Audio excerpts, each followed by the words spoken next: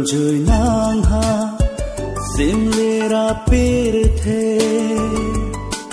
bang sua pirthe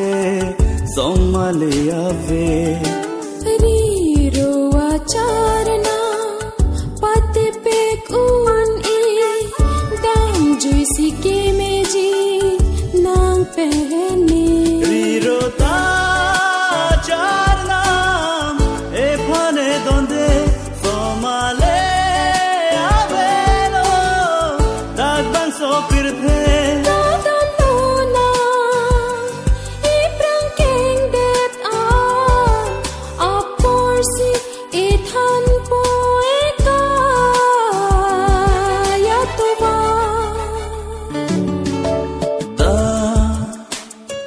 Damjui nang ha simlera pirthe bang sua pirthe somale ave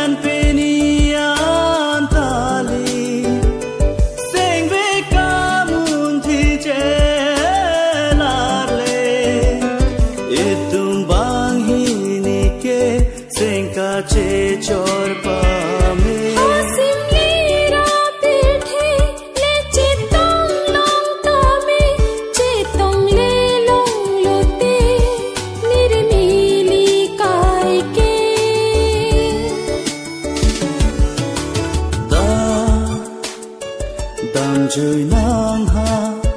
simlera pirthe bang sua pirthe somale ave riro acharna pate pek un e damjui sike meji nang pehne riro ta charna e phane donde somale ave lo dag bang so pirthe dadam lo na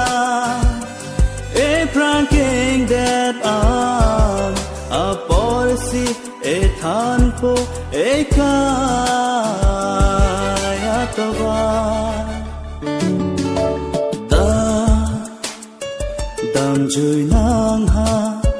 simlera pirthe bang sua pirthe somale ave